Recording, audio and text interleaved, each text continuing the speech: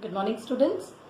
So now today's class on current electricity, we have come to the last part of the chapter, that is potentiometer. Okay, so in the previous class I told you what is a meter bridge and how do we determine unknown resistance by making use of a meter bridge.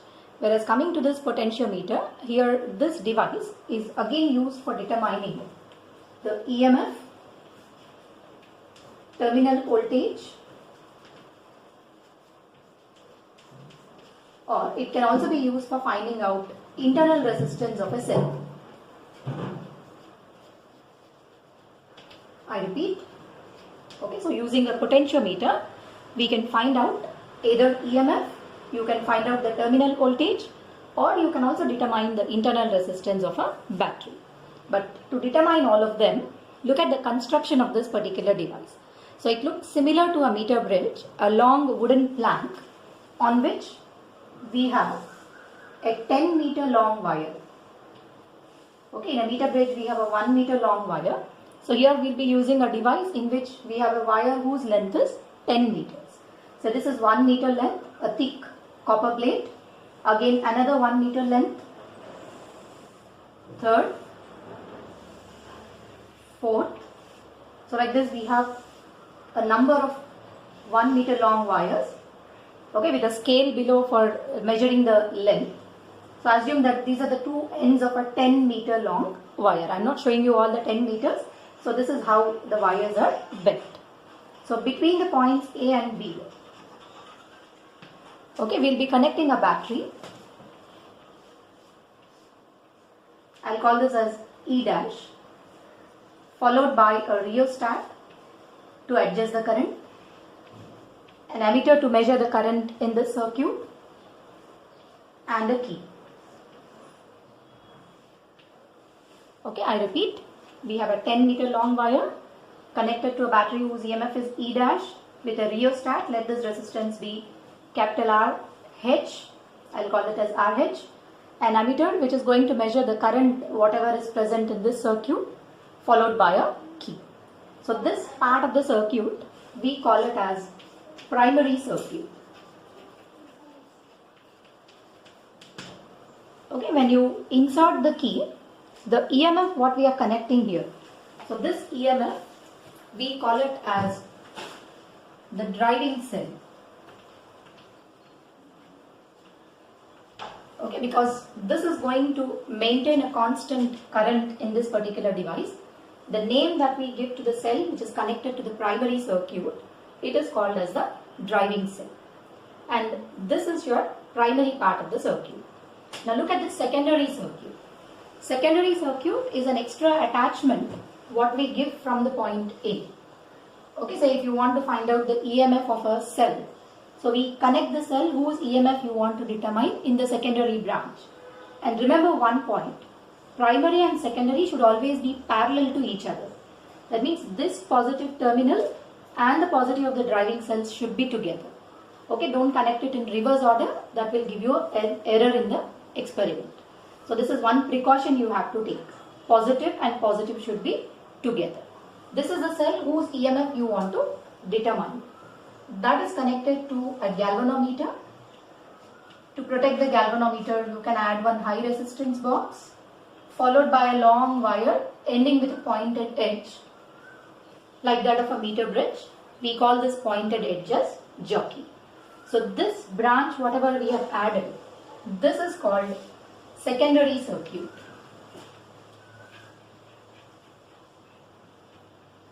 So a meter, in a potentiometer we have two circuits. One is called primary, which is connected to a driving cell, rheostat and a key. I'll call this key as K1. And secondary is the extra attachment what we are going to give. If at all if you want to find the internal resistance of this cell or EMF of this cell, that should always be connected in secondary. And what are the two precautions we have to take here? One precaution I already told you. The primary and secondary should always be in parallel to each other. Positive to A, positive to A. Second precaution is EMF of the driving cell should always be greater than the EMF of the unknown battery. Okay, this is your second precaution. First precaution, A should be connected to positive of primary and secondary. Second precaution, the driving cell should always have a greater EMF when compared with the unknown cell's EMF. So these are the two necessary precautions. Now come to the principle on which it is going to work. The basic principle of a potentiometer is, when you take a wire of uniform cross-sectional area, if a constant current is maintained in a wire whose cross-sectional area is constant, then potential difference across the ends of the wire is always proportional to length. Again, I repeat the principle of potentiometer. What is the principle of potentiometer? I am repeating the statement.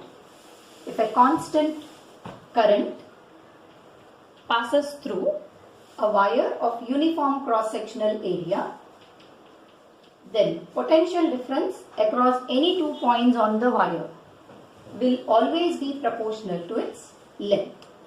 This statement, we call it as the principle of potentiometer. Okay, let us see why is V proportional to L. To understand that, we know from Ohm's law, voltage across any 2 ends of the wire, say across AB or A and J or J and to B. Can I write it as current into its resistance?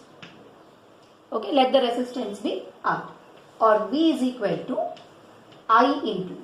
If I write this resistance as rho L by A. Now identify what a constant. We have maintained a constant current, so I is constant. Area of cross section is constant. Since you are using the same wire throughout, even rho is also constant.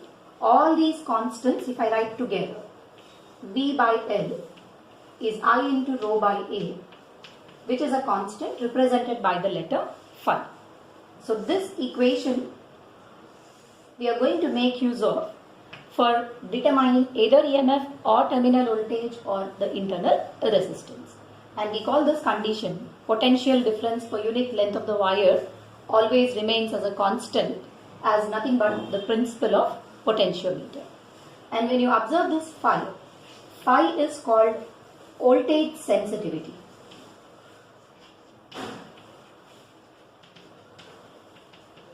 Okay, and we always try to keep this voltage sensitivity as small as possible. Tell me how to decrease, make it very small. Either decrease the current. So if you want to decrease the current, I will increase the resistance in the rheostat. One method. Or to decrease the value of phi should be small. To make it small, either decrease the current. What is the second possibility? V is the potential difference. How is phi related to length of the wire? Inversely. So increase the length. So to keep the sensitivity very, very small. If sensitivity is very small, even minute changes can be properly detected. So how do we decrease the sensitivity of, how do we keep this value of phi very, very small? By increasing the length or by decreasing the current.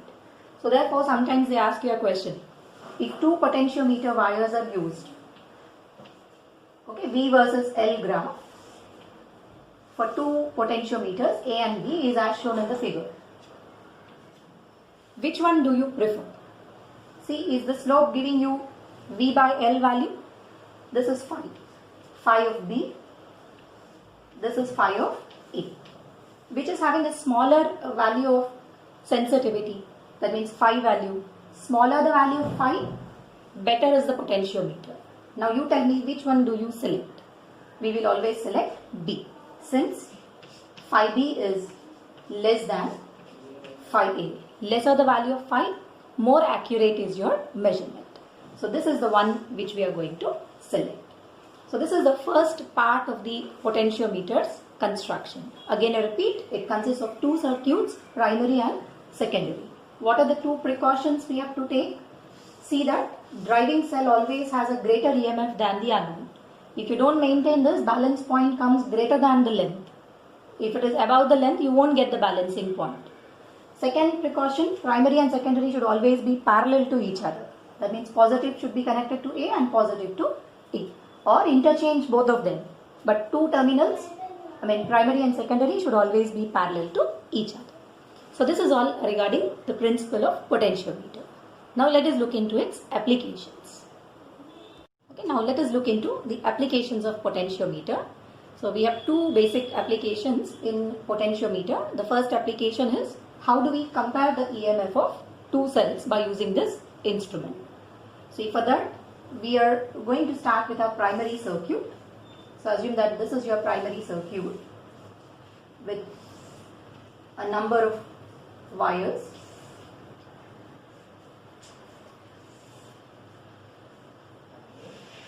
The two ends are A and B.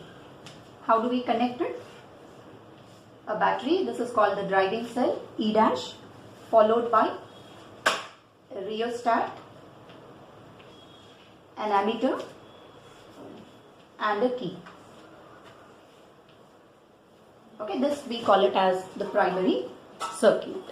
So in the secondary circuit, look at what changes I am going to make. This is the cell whose EMF is E1. Another cell whose EMF is E2. See, positive to positive, positive to positive. Ended with a terminal 1. This I will name it as 2. So from 3, we will be connecting one galvanometer. A high resistance box, you can add it before galvanometer also. Anyhow, this is to prevent large currents through galvanometer. We know galvanometer is a sensitive device. Okay, so that it doesn't get damaged, we add a high resistance box. And then followed by a pointed edge, we call it as jockey. So the experimental procedure is connect the terminals 1 and 3. See, when you connect 1 and 3, we are including E1 in the circuit. E2 is open. That means E2 is not included in the secondary circuit. So when E1 is included, so touch the jockey at various points on the potentiometer wire until you get a 0 deflection. See, until the galvanometer shows 0. When does the galvanometer show a 0 deflection? If I call this point as J1, if potential difference across A and J1 becomes equal to EMF of the cell, then galvanometer would show 0 deflection. See, these two branches are parallel to each other. When both of them are at same voltage, current will obviously become a 0. So when does the current through galvanometer become 0? If voltage across A and J1, potential difference between the points A and J1 due to this wire becomes equal to the EMF of the cell. Which EMF we are getting here? Is it E1? And we know just now we have studied in the principle of potentiometer. Potential difference is phi into L1. So phi is the voltage sensitivity. I'll take the balancing length from A to J as L1 should be equal to E1. This will give you equation 1 when terminals 1 and 3 are connected.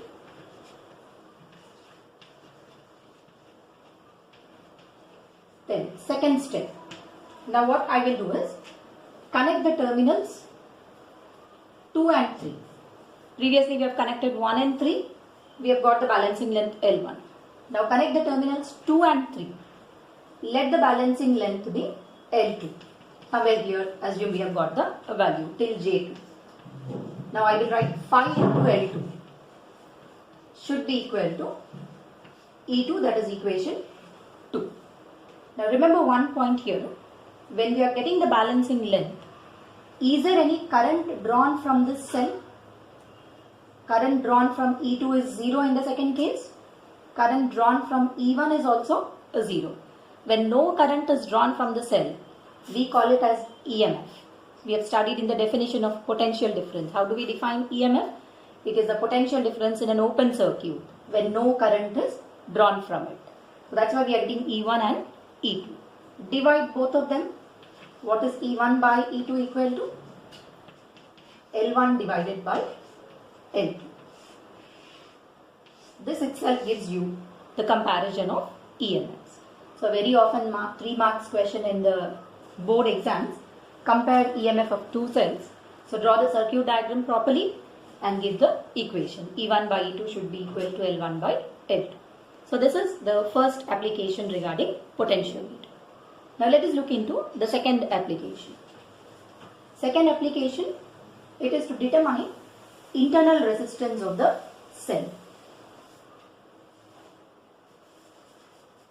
See, I am not making any changes in the primary circuit. Only secondary we are going to change. What is the second application? For determining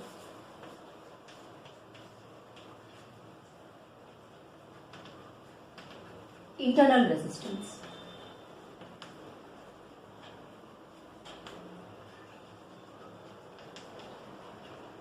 Okay, so let us see how do we determine the internal resistance from the same device, that is potentiometer.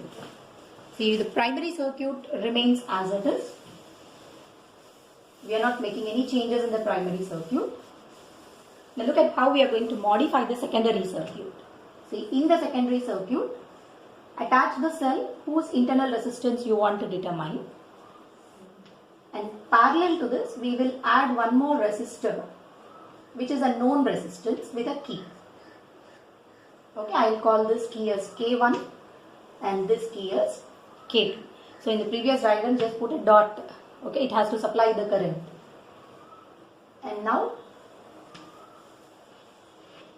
a high resistance galvanometer and the jockey. Now look at the experimental procedure. So in the experimental procedure, what we do is insert K1 but not K2. That means we are not adding this resistor into the circuit without inserting K2.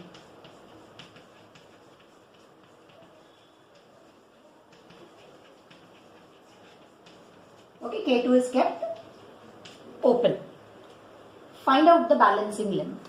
See, when you are finding the balancing length without inserting this key, will this give me the EMF of the cell? So what is the EMF of the cell? Phi into balancing length. Let the balancing length be L1. Find out the balancing length where galvanometer shows a zero deflection, and you can get the value of L1. Call this as equation 1. Now insert the key. Insert the key K2. Once you insert the key, current is drawn from the cell and there will be a current passing through this loop. Again touch this jockey at various places. At some position you get the galvanometer shows a zero deflection. Let that length be L2.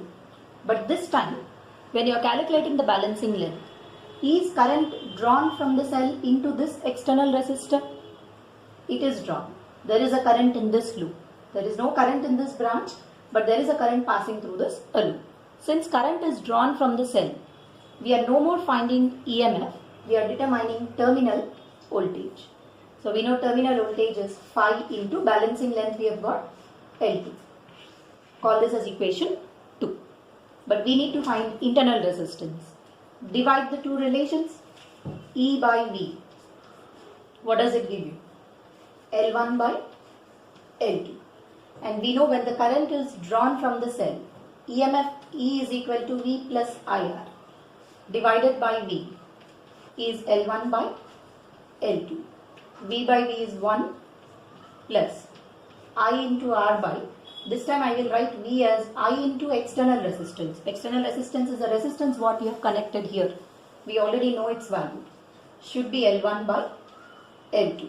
So from this equation, tell me what will small r come out to be on simplifying?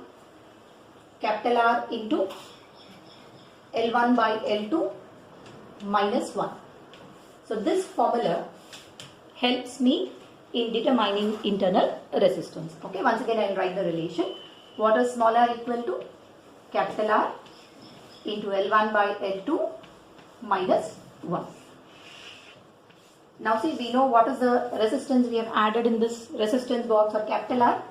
L1 is the balancing length when you have kept K2 open, and L2 is the balancing length after inserting the key. So using this relation, you can find out its internal resistance. So this is how the second application of potentiometer, that is evaluation of internal resistance, is done. So these are the two basic applications of potentiometer.